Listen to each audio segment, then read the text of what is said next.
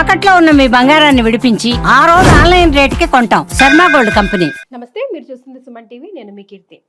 శ్రీ విశ్వవసనామ సంవత్సరంలోకి మనం అడుగు పెట్టేశాం. మనకి తెలియకుండానే నక్షత్రాల ప్రభావం మనిషి జీవితం మీద, మనుగడ మీద చాలా ప్రభావం చూపిస్తుంది. ఏ నక్షత్రాలు ఎలాంటి ప్రభావం చూస్తుంది, మరి ఎలాంటి రెమెడీస్ ఫాలో అవుతే బాగుంటుంది అన్న విషయాలు మనకు తెలియజేయడానికి ప్రముఖ ఆస్ట్రాలజర్ సురేష్ బాబు గారు ఉన్నారు. నమస్తే అండి. కీర్తి గారు నమస్కారం అండి. ఉగాది శుభాకాంక్షలు అండి. మీకు కూడా ఉగాది శుభాకాంక్షలు. మన టెక్నీషియన్స్, కెమెరామెన్లు, ఎస్ఈఓ టీము, ఎడిటర్స్ ఎవరున్నారో అందరికీ కూడా ఉగాది శుభాకాంక్షలు. మనకి ఈ ప్లాట్ఫామ్ ఇచ్చిన పెద్ద ఆయన సుమన్ గారికి వాళ్ళు కూడా ఉగాది శుభాకాంక్షలు. మళ్ళీ మన ఛానల్ని, మన డిస్కషన్ని, నా వీడియోస్ని చూస్తున్న వాళ్ళకు కూడా ఉగాది శుభాకాంక్షలు అండి. అందరికీ అష్టైశ్వర్యాలు, భోగభాగ్యాలు కలగాలని, ఈ విశ్వవసునామ సంవత్సరంలో ప్రతి వాళ్ళకి ఒక బ్రేక్ త్రూ రావాలి, వాళ్ళ లైఫ్లో ఒక బెంచ్ మార్క్ ఇయర్గా ఉండాలని చెప్పేసి మనం కోరుకుందామండి. థ్యాంక్ యూ సో మచ్ అండి. అయితే ఇందాక నేను చెప్పినట్టుగా రాసులతో పాటు నక్షత్రాలు కూడా మనల్ని ఒక ఆట ఆడిస్తూ ఉంటాయండి. అది మనకు తెలియదు కూడా తెలియదు. వాటి ఆధీనంలోనే మనం ఉంటామని మనం నమ్మి తీరాల్సిందే కదా. సో ఎలాంటి ప్రభావం నక్షత్రాలు మన మీద చూపిస్తాయి? మనకి నక్షత్రం వచ్చేటప్పటికి లోన సీడ్ అండి, సీడ్ మనం బీజం. మనం అనేది ఏంటి అని చెప్పేది నక్షత్రం అనమాట. రాశిలో వచ్చేటప్పటికి 2 నక్షత్రాలు, ఒక పాదం ఉంటుంది అనమాట. జనరల్ కొన్ని రాశుల్లో 3 నక్షత్రాలు కూడా ఉంటాయి. బట్ ఏదైనా కానీ 3 ఉంటే బ్రాడ్ ఐడియా అనమాట. దాన్ని ఇంకా నేరో డౌన్ చేస్తే, ఇంకా మైక్రోస్కోపిక్ డీప్గా వెళ్ళిపోతే నక్షత్రం చాలా ఇంపార్టెంట్ అనమాట. నక్షత్ర ప్రభావం, నక్షత్ర జ్యోతిషం నార్త్లో చాలా చాలా పవర్ఫుల్, చాలా టెక్నిక్స్ కూడా ఉంటాయి అనమాట. సర్వతోభద్ర చక్ర కానివ్వండి, పతాక చక్రాల కొన్ని వాడుతూ ఉంటారు. చాలా యాక్యురేట్గా ఉంటుందండి ప్రిడిక్షన్ అందులో. అంటే మనం ప్రతిరోజు మూనుని బేస్ చేసుకొని చూసుకుంటూ ఉంటాం. వజ్యం కానివ్వండి, దుర్ముహూర్తం, ఇలాంటివన్నీ మనం నక్షత్రాలను బేస్ చేసుకొని, చంద్రుడు ఏ నక్షత్రం మీద ఉంటే ఆ నక్షత్రానికి ఇంపాక్ట్ మన మీద ఎలా ఉంటుంది. మనకి చంద్రుడు మన రాశి నుంచి వెళ్తూ ఉంటే 9 రకాల ఎమోషన్స్ మనకు కలిగిస్తాడండి. కొన్నిసార్లు మనకు సంపద వస్తుంది, జన్మతార మనల్ని మనం తెలుసుకోవటం, సంపదను సృష్టిస్తుంది. జన్మతార విపత్తులు క్రియేట్ చేస్తుంది. సేమ్ మూన్ మన జన్మ రొటేట్ అవుతూ ఉంటే విపత్తులు క్రియేట్ చేస్తుంది. తర్వాత కొన్నిసార్లు సాధన మనలో కొత్త టాలెంట్ను బయటకు తీసుకొస్తుంది. నైదన డిస్ట్రక్షన్ చేస్తుంది.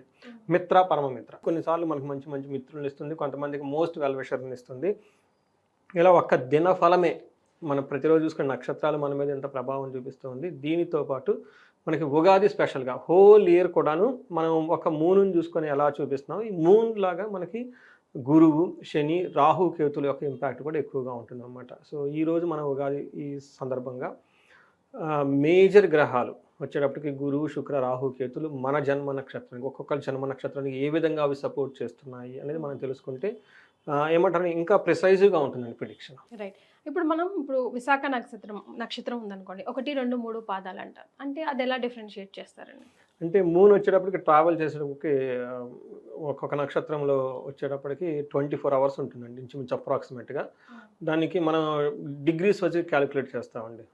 ఒక నక్షత్రం వచ్చేటప్పటికి 13 డిగ్రీల మనకి చూడండి, మన మ్యాథమెటిక్స్ ఇలా డిగ్రీస్ సర్కిల్ని కొలవటానికి డిగ్రీస్లో అని ఇన్వెంట్ చేసింది ఇండియన్స్. అది డీల్ చేసే జ్యోతిష శాస్త్రంలోనే. ఎవరైనా కనుక జ్యోతిష శాస్త్రము ఇది మూఢనమ్మకం అది ఇది అన్న వాళ్ళకి ఆన్సర్ ఇదే. మ్యాథమెటిక్స్తో చేసింది ప్రతిదీ ఎలా, because maths is the base for the science, no? Base for the mathematics invention for the scientific experiments kada, calculations అదే మ్యాథమెటిక్స్ ఆస్ట్రాలజీ వాడుతుంది. సో ఏం చేస్తారంటే సర్కిల్ని 360 డిగ్రీస్గా డివైడ్ చేస్తారు. 27 నక్షత్రాలని డివైడ్ చేసేసి 13 డిగ్రీలు 13 మినిట్స్ ఉంటుంది అనమాట. సో అది ఒక్కొక్క పాదానికి డివైడ్ చేస్తారు. ప్రతి నక్షత్రానికి 4 పాదాలు ఉంటుంది. 3 డిగ్రీ 20 మినిట్స్ ఉంటుంది అనమాట. అంటే ఎనీ ప్లానెట్ మూవ్ అయ్యేటప్పుడు ఒక్కొక్క డిగ్రీ మూవ్ అవుతూ ఉన్నప్పుడు దాన్ని బట్టి వాటి యొక్క ఇంపాక్ట్ మన మీద ఉంటుంది అనమాట. పాదం వచ్చేటప్పటికి 1/4 ఆఫ్ నక్షత్రం. మళ్ళీ ఈ పాదానికి ఒక్కొక్క ప్లానెట్ మళ్ళీ ఇంకా ప్రిసైజ్గా ఉంటుంది అనమాట. చాలా యాక్యురేట్గా ఉంటుంది. బట్ ఆ సిస్టమ్ అంతా మనం జనరల్గా ఆంధ్రాలో ఎక్కువ వాడము. బట్ నార్త్లో చాలా ప్రిసైజ్గా వాడతారు. గుజరాత్లో కానివ్వండి, ఉత్తరప్రదేశ్లో, తర్వాత మనకి హిమాలయన్ సరౌండింగ్ స్టేట్స్లో వాళ్ళు నక్షత్రం గురించి పట్టుకుంటారండి. రాశి అనేది అసలు వాళ్ళు పట్టుకుంటారు. మన ఆంధ్రాలో ఇక్కడ రాశుల గురించి చాలా. కానీ మన జనరల్గా మీరందరూ కూడా రాశులకే ఎక్కువ ఇంపార్టెన్స్ ఇస్తారు. అంటే డేట్ ఆఫ్ బర్త్. నేను యాక్చువల్గా నక్షత్రాలకు ఇంపార్టెన్స్ ఇస్తానండి. నక్షత్రాలు అంటే డేట్ ఆఫ్ బర్త్ లేని వాళ్ళు చూసుకోవాలి, డేట్ ఆఫ్ బర్త్ అక్యురేట్గా ఉన్న వాళ్ళైతే రాశి పరంగానే తెలుస్తుందంట. కాదండి, నక్షత్రాల ప్రకారం కూడా వాళ్ళ స్పెసిఫిక్ లెటర్ కూడా అక్కడ వస్తుందండి. ఇప్పుడు మనం ఆరుద్ర నక్షత్రం చూసుకుంటున్నాం. ఎవరిదైనా పేరు కోటేశ్వర్, లైక్ హాసిని, లైక్ హీరా, ఈ పేర్లో ఉన్న వాళ్ళకి కూడాను ఆ హీ అనే అక్షరం స్పెసిఫిక్గా ఆరుద్ర నక్షత్రం 4వ పాదమే వచ్చేస్తుంది పేరు బలం కూడా. అలా కూడా మనం చూసుకోవచ్చు. పేరు బలమైనా కానివ్వండి, దానికి అప్రాక్సిమేట్గా ఉన్న నెంబర్ పాదమే తీసుకుంటాము. జన్మరాశి ప్రకారం అయితే జన్మరాశి ప్రకారం చూసుకుంటాం. బట్ నక్షత్ర ప్రిడిక్షన్ మోస్ట్ కాంప్లికేటెడ్ అండి, టైం కన్జ్యూమింగ్. ఎందుకంటే 12 రాసులు పటాపట చెప్పేసి అయిపోతుంది. 27 నక్షత్రాలకు చేయాలి, బట్ టూల్స్ కూడా చాలా కాంప్లికేటెడ్గా ఉంటుంది. బట్ ప్రిడిక్షన్ చాలా యాక్యురేట్గా ఉంటుందండి. రైట్. కానీ 27 నక్షత్రాలు ఎందుకు తీసుకుంటాం? ఎన్నో లక్షల నక్షత్రాలు ఉన్నాయి కదా సురేష్ గారు. కరెక్ట్ అండి. మనకి చంద్రుడికి దగ్గరగా మనకి బాగా కనిపించే నక్షత్రాలు, బ్రైట్గా ఉన్న నక్షత్రాలు మాత్రమే తీసుకుంటారు అనమాట. ఈ నక్షత్రాలు చాలా బ్రైట్గా ఎందుకు ఉంటాయంటే మనకి ఈవినింగ్ టైం ఈ నక్షత్రమే ఫస్ట్ కనిపిస్తుంది మిగతా నక్షత్రాల కంటే.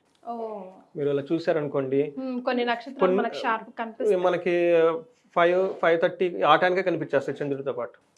ఆ 1-2 నక్షత్రాలు చాలా బ్రైట్గా దగ్గరుండి కనిపిస్తాయి.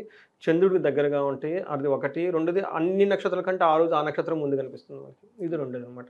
ఆ యొక్క నక్షత్రం మన మీద ఇంపాక్ట్ చూపిస్తుంది అనమాట. సో పునర్వసు నక్షత్రం వాళ్ళకి ఎలా ఉండబోతుందండి కొత్త సంవత్సరంలో?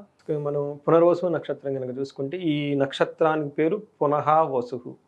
అగైన్ పునః అంటే అగైన్, వసుహు అంటే నివాసం ఉండటం అనమాట.